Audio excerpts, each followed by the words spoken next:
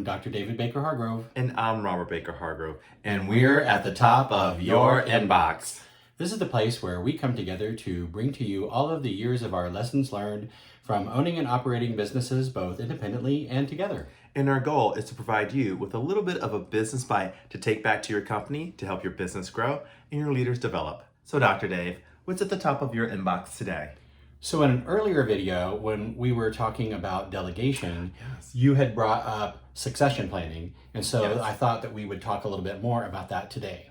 And for many people, succession planning is really something that you have to put time, effort, and energy into. It's not something that you could just say, oh, well, you take care of this while I'm gone. It's really the time, effort, and energy that you put into developing someone so that you're training them, giving them an opportunity for success, giving them the opportunity to fail, but also helping coach them and learning about things that you do as a leader so that work can continue to get done, things can continue to move forward. And it's not just maybe one person, it can be multiple people. So that way, over a course of a year, if you take, let's say, 3 vacations, maybe you rotate it and you have those 3 different people, each one take point as you're gone. So that way you can see how they do, you can evaluate them, but it also gives everyone an opportunity to just maybe have a stretch goal, and and that way you're developing each one of your members and seeing how they perform in that role. So when you think about succession planning, it really is time that you're devoting to developing your leaders, and it's really an arc. And I would say that arc it could be 2 years, which is 6 months to learn your job, a year to really master your job, and then another 6 months to teach and train someone to do it. Or it could be 3 years, which is a year to actually learn and do your job, a year and a half to really master it, and then another 6 months to train someone to do it. But it's really about time, commitment, and really making sure you're identifying those rising stars so that way when they are rising, you can begin to focus on other things, continue to be strategic, drive the business, or put effort and energy into maybe developing another department. So that's kind of what I'm thinking about succession planning. How about for you, Dr. Dave? So, we were talking about in an earlier video that we did on old style management. Yes. And how in that culture, it's very, the tendency is to withhold information, keep information close to the vest, since knowledge is power, and that, the person who has the most information has the most power. True. And that's certainly the belief in that kind of culture. But the reality is that the more that you share information, the more that you share your wisdom, the more that you help other people grow, the stronger you actually become. And absolutely, the wiser you become and the better you become in your career. And for a lot of people that may seem counterintuitive, but it actually is true, that you really become better at who you are in your work life and in your career. Yes, the mark of a true leader isn't how well and successful that leader is. It's really how well and successful are the people that leader is leading, or how are they doing? How are they developing?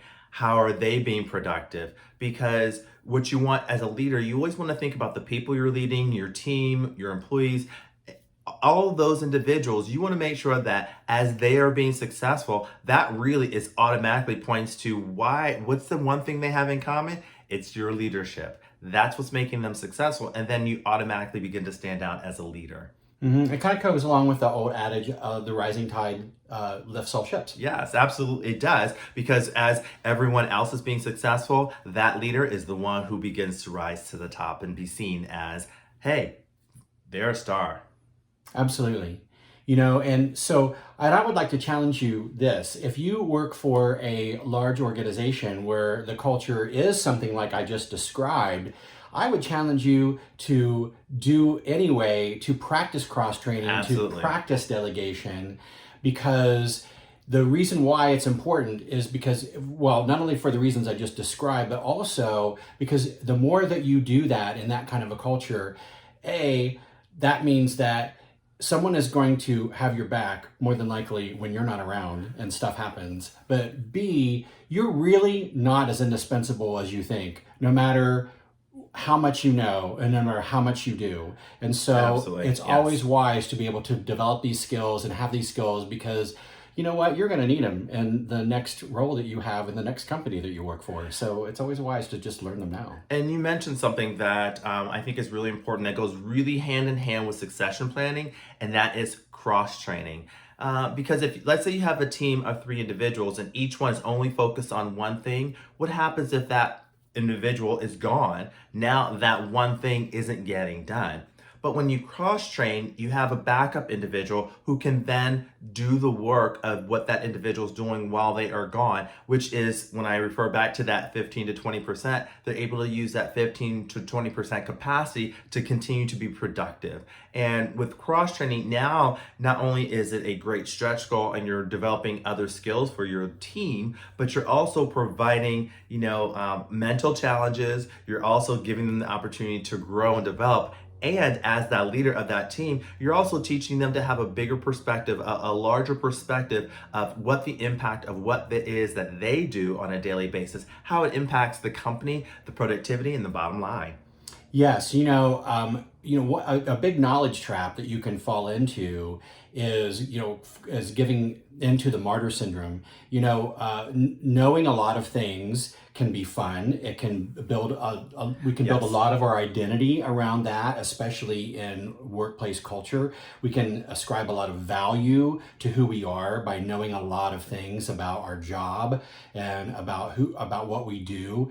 But it can also be a trap, and we can fall into the martyr syndrome where we have to do everything and we're the only one that can do everything. I've certainly worked in workplaces before where someone desperately wanted to earn the title of, I'm the person who does everything. Yes. And they were proud to wear that hat. And it can't run without me, or yeah. and I'm sure that all of you have been working somewhere where someone proudly wore that, that hat or that button. But it is a trap. And you think that it gets you somewhere, but in the end, it really is a trap. And so this is exactly what we're talking about, is being able to step out of that mindset. Right.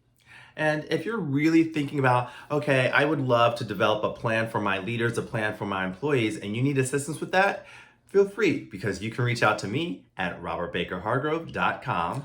Or me at davidbaker-hargrove.com. Or you can reach out to both of us at bhcassessment.com. So until next time, we'll see you at the top of your inbox.